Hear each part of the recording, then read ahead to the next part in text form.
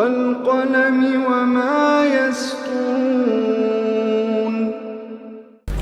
नाज़रीन गिरामी अस्सलामु अलैकुम वरहमतुल्लाहि वबरकातुहू। सीधी बात के ताज़ा तरीन खबरों में आप लोगों का इस्तकबाल है। आइए सबसे पहले आज की सुर्खियों पर नजर करते हैं। पीएम मोदी की रिहाइशगाह पर लगी आग, दमकल की 9 गाड़ियां रही मौजूद। तमिलनाडु तालिबा फातिमा लतीफ खुदकुशी मामले की जांच अब सीबीआई करेगी। मोदी हुकूमत हिंदू और मुसलमानों में फूट डालना चाहती है, असदुद्दीन ओवैसी का बयान। दिल्ली एहतिजाजियों को धमकी देने वाला साबिक पुलिस एहलकार गिरफ्तार, दिल्ली पुलिस ने किया दावा। प्रियंका गांधी से बदसलूकी पर खफा अमरिंदर सिंह ने योगी से पूछा कि आपको शर्म नहीं आती। योगी हुकूमत उत्तर प्रदेश में जुल्म और इंतशार को फरोग दे रही है, प्रियंका गांधी का बयान। बराडी के जिस घर में 11 लोगों ने की थी खुदकुशी, उसमें अब खुलेगा लैब। महाराष्ट्र, अजीत पवार ने नायब वजीर आला का लिया हलफ, नवाब मलिक की भी हुई हलफ बर्दारी। यूपी के वजीर आला को समझना चाहिए कि जो वो लिबास पहनते हैं वो नफरत और बदले की अलामत नहीं, प्रियंका गांधी का बयान। जो शहरियत तरमीमी कानून की मुखालिफत करेगा वो पाकिस्तानी एजेंट है, आरिफ मोहम्मद खान का बयान। मीरठ एसपी की वीडियो पर बीजेपी में इंतशार, नकवी ने किया कार्रवाई का मुतालबा। लेकिन दिल्ली में रिकॉर्ड सर्दी के बाद धुंध की मार, 30 से ज्यादा ट्रेन लेट, कई परवाजें मनसूख। सीएए एनआरसी की गलतफहमी दूर करने पहुंचे बीजेपी लीडर की लोगों ने कर दी पिटाई। तलवार बरदार शख्स को उसकी मां के सामने पुलिस ने मार दी गोली। ऑस्ट्रेलिया के जंगलों में आग, नए साल की आतिशबाजी प्रोग्राम मनसूख। अमेरिका सोमालिया में अशबाब के खिलाफ फिजाई हमले। कोई भी बेआसरा शहरी सर्दी में खुले आसमान तले न रहे, इमरान खान का बयान। तुर्की एर्दोगान मेरकल मुलाकात। तुर्की सदर एर्दोगान का सदर फरमाजू के साथ इजहार ताज़ियत। फौज मुल्क की दिफा के लिए चौकस हो जाए, किम जोंग इन का बयान। नाज़रीन गिरामी अस्सलामु अलैकुम वरहमतुल्लाहि वबरकातुहू। सीधी बात की ताज़ा तरीन खबरों में आप लोगों का इस्तकबाल है। नाज़रीन मैं अंसार अजीज नदवी आज की ताज़ा तरीन खबरें लेकर आप लोगों की खिदमत में हाजिर हूँ। तफसीलात में जाने से पहले मैं आप लोगों को इत्तला कर दूँ कि आज के प्राइम टाइम शाये हो चुके हैं, जिसमें अहम तरीन खबरों पर तबसरा किया गया है। बहुत सारी वीडियोस दिखाई गई हैं। जिन लोगों ने अभी तक इसका दीदार नहीं किया, जाएं, देखें और दूसरों तक पहुँचाने की ज़रूर कोशिश करें, बिलखुसूस लोगों को जोड़ने की सीधी बात से और सब्सक्राइबर बनाने की कोशिश करें। बहके नाज़रीन, पहली खबर है नई दिल्ली से और ये ब्रेकिंग न्यूज़ है। अभी ये खबर पहुंच रही है कि पीएम नरेंद्र मोदी के 7 लोग कल्याण मार्ग वाक़ई रिहाइश पर आग लग गई है। इस आग को बुझाने के लिए मौके पर फायर ब्रिगेड की 9 गाड़ियां भी पहुंच चुकी हैं। इस खबर के सामने आने के बाद एक हंगामा सा बर्पा हो गया था। हालांकि पूरी तरह से इस बात की तस्दीक नहीं हो सकी है कि वज़ीर आज़म रिहाइशगाह के किसी खास हिस्से में आग लगी है या फिर रिहाइशगाह से कुछ दूर हटकर ये वाक़या पेश आया। खबर रसा इदारा यानी के मुताबिक आग शाम 7:25 बजे लगी और आग की शिद्दत बहुत ज्यादा नहीं है। आग लगने की खबर मिलती ही फायर ब्रिगेड की 9 गाड़ियां जाए वक़ूफ़ पर पहुंच गई। आग बुझाने की कोशिश अब भी जारी है। अब खबर तमिलनाडु से। तमिलनाडु में आईआईटी मद्रास की तालिबा फातिमा लतीफ की खुदकुशी मामले की जांच अब सीबीआई ने खुद करने का फैसला कर लिया है। काफी दिनों से इस खुदकुशी मामले में सीबीआई जांच का मुतालबा किया जा रहा था और सीबीआई ने इस मामले को अपने हाथों में ले लिया है। काबिल जिक्र है कि कुछ लोग फातिमा लतीफ को कत्ल करार दे रहे हैं। उनका कहना है कि फातिमा लतीफ एक होनहार लड़की थी और वो खुदकुशी नहीं कर सकती। अब खबर किशनगंज से। ऑल इंडिया मजलिस इत्तेहादुल मुस्लिमीन के सुप्रीमो असदुद्दीन ओवैसी ने आज कहा है कि मरकज की भारतीय जनता पार्टी ज़ेर क़यादत नरेंद्र मोदी हुकूमत एनआरसी और शहरियत तरमीमी कानून को नाफिज करके हिंदू और मुसलमानों के माबैन फूट डालना चाहती है, जिसको कभी कामयाब नहीं होने दिया जाएगा। असदुद्दीन ओवैसी ने एक इजलास को खिताब करते हुए कहा कि एनआरसी और सीएए जैसे काले कानून को लेकर उनकी लड़ाई मरकज की मोदी हुकूमत से है। हुकूमत कानून नाफिज करके हिंदू और मुस्लिम के माबैन तफरीक करना चाहती है। उन्होंने ये भी कहा कि मोदी हुकूमत की मंशा को वो कभी पूरा नहीं होने देंगे।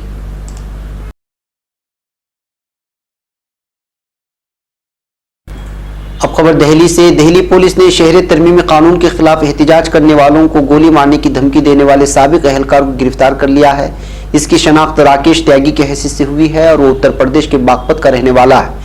दिल्ली पुलिस के मुताबिक राकेश त्यागी 2014 में वीआरएस ले चुका है। दरअसल पुलिस का लिबास पहने इस साबिक एहलकार का वीडियो गुज़िश्ता दिनों सोशल मीडिया पर वायरल हुआ था।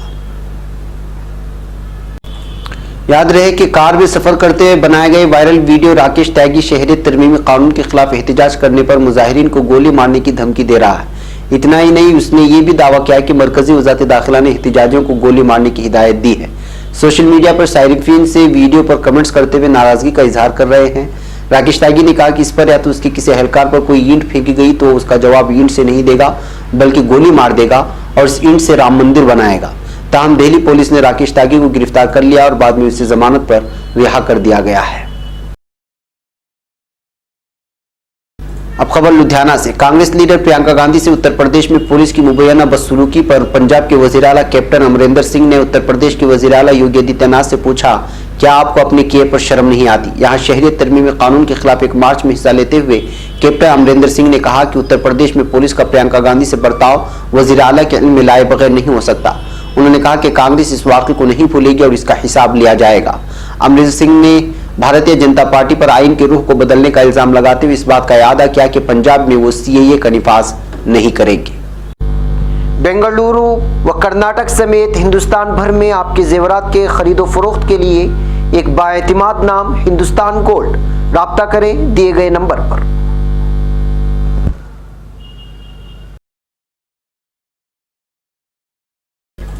और उत्तर प्रदेश से। उत्तर प्रदेश में बेकसूर अवाम पर योगी हुकूमत और पुलिस की जालिमाना कार्रवाई का सबूत कांग्रेस ने रियासती गवर्नर आनंदीबेन पटेल के हवाले कर दिया है।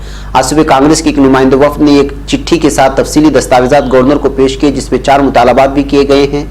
इस सिलसिले में कांग्रेस की जनरल सेक्रेटरी प्रियंका गांधी ने आज लखनऊ में प्रेस कॉन्फ्रेंस से खिताब करते हुए गवर्नर को पेश किए गए दस्तावेजात की कुछ अहम बातें मीडिया के सामने रखी हैं। प्रेस कॉन्फ्रेंस से खिताब करते हुए प्रियंका गांधी ने कहा कि कुछ दिनों से हम सब देख रहे हैं कि रियासती हुकूमत और पुलिस इंतजामिया के जरिए कई जगह मजालिम हुए। रियासती इंतजामिया ने कुछ ऐसे इक़दाम किए हैं जो न सिर्फ गैर कानूनी हैं बल्कि अनारकी को फरोग देने में उनका अहम किरदार रहा है। बदन दर्द, हाथ पैर दर्द के अलावा तमाम अमराज के मौजू इलाज के लिए बेंगलुरु के कलासीपाಳ್ಯ में वाक़ सिहा हेल्थ एंड हर्बल मेडिकल से रुजू करें। इस नंबर पर रब्ता किया जा सकता है 9845452891। अब खबर दिल्ली से। दिल्ली के बराड़ी इलाके में एक घर में 11 लोगों ने खुद को फांसी लगाकर हलाक कर लिया था। इस वाक़े को तकरीबन 1.5 साल हो चुका है। इस घर के ताल्लुक से तरह तरह की बातें होती रही हैं, लेकिन अब इस घर में खानदान किराए पर रहने के लिए आ रहा है और इस खानदान का एक फर्द इस घर के एक हिस्से में लैब भी खोलने की तैयारी कर रहा है।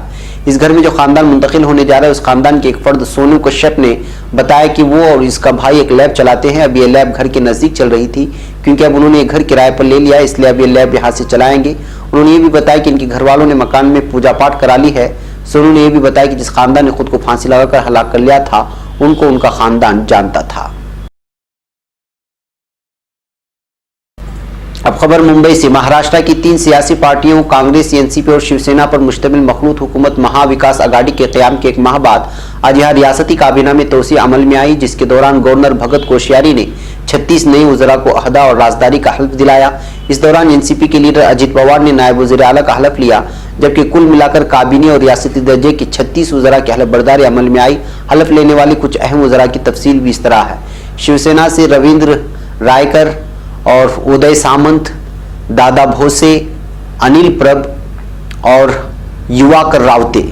इसी तरह कांग्रेस से अशोक चौहान, पृथ्वीराज चौहान, केसी पाडवी, विजय बेटवार और अमित देशमुख, और यशोमती ठाकर, सतीज पाटिल, विश्वजीत कदम, अमीन पटेल, वर्षा गायकवाड़ और प्रीनिति शिंदे। एनसीपी से अजित दादा पवार, इसके अलावा नवाब मलिक और राजेश टोपे, दिलीप विलसे पाटिल, धनंजय मुंडे, हसन मुशरिफ और रोहित पवार, यल देशमुख, संग्राम जगताप वगैरह शामिल हैं।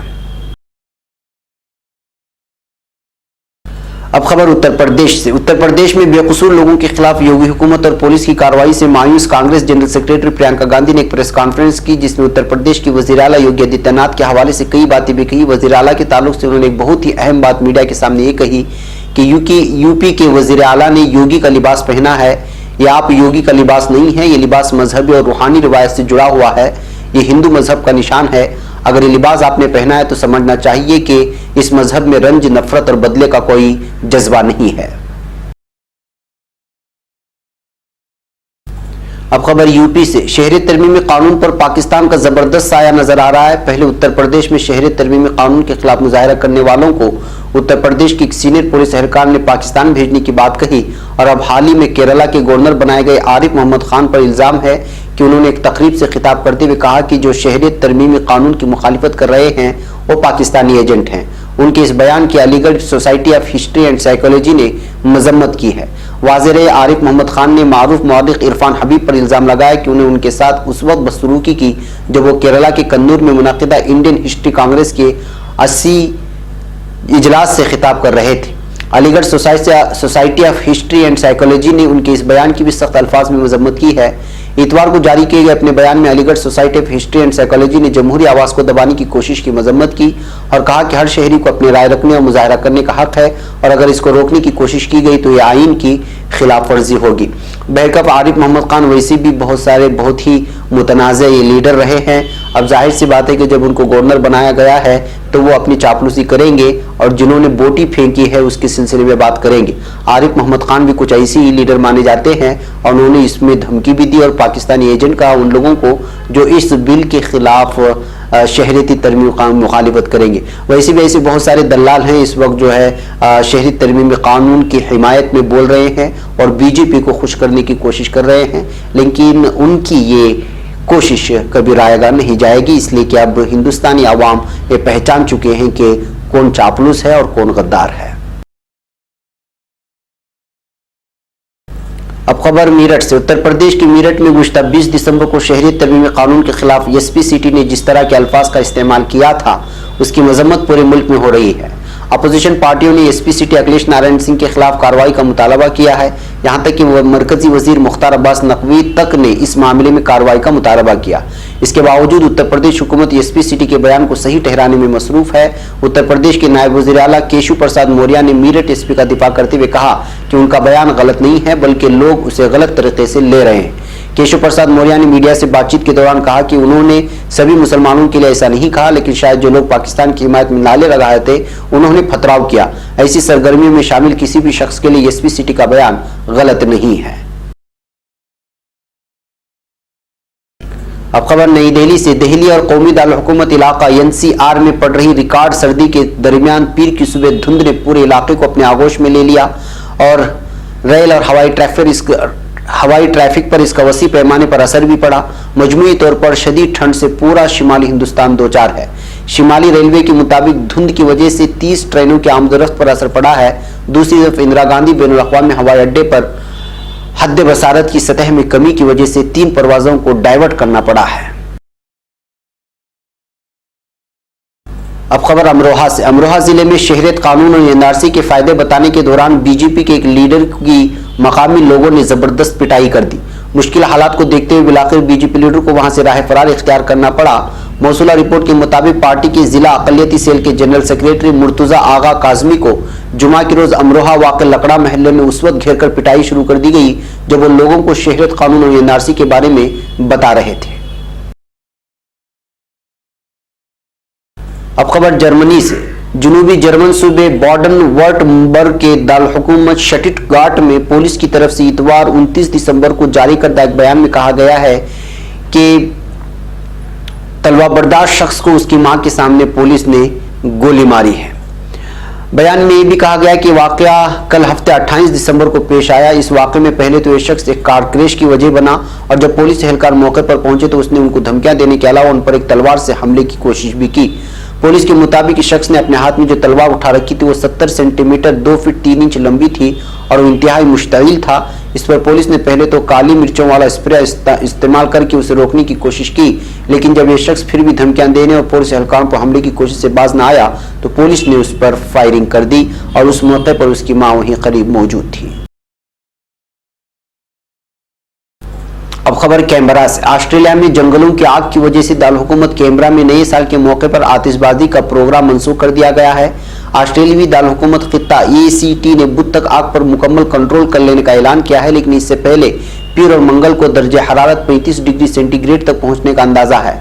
ACT ने नए साल का जश्न मनाने के लिए मंगल की रात 9 बजे और 12 बजे कैनबरा में आतिशबाजी का प्रोग्राम बनाया था, लेकिन ACT इमरजेंसी सर्विस एजेंसी की कमिश्नर जॉर्जिना विलन की जानिब से ऐसा न करने के लिए मशवरे दिए जाने के बाद इतवार की शाम को दोनों आतिशबाजी प्रोग्राम मनसूख कर दिए गए हैं। अब खबर अमेरिका से। अमेरिका ने हफ्ते के दिन सोमालिया में 90 अफराद की हलाकत का सबब बनने वाले बम हमले के बाद दहशतगर्द तंजीम अल-शबाब के खिलाफ फिजाई हमले किए हैं।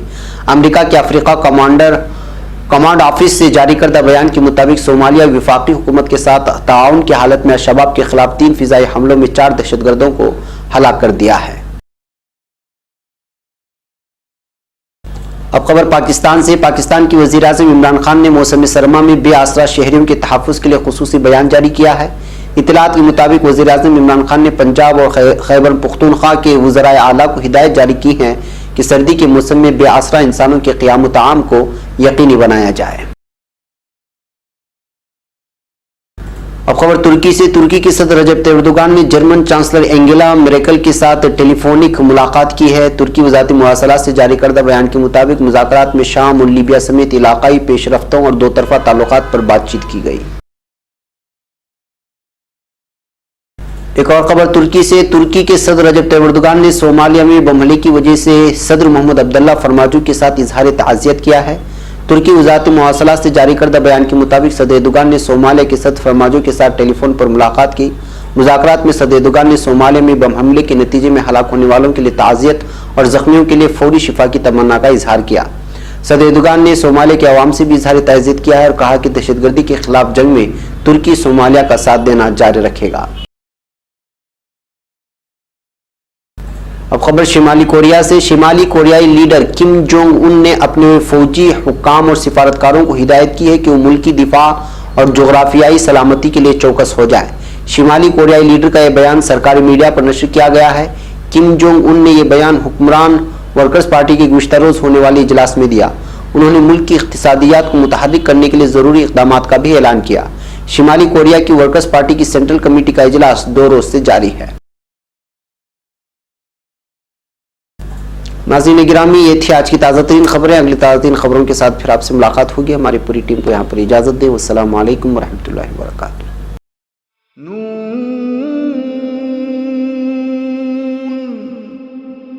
वल क़लमि वमा यस्तूरून।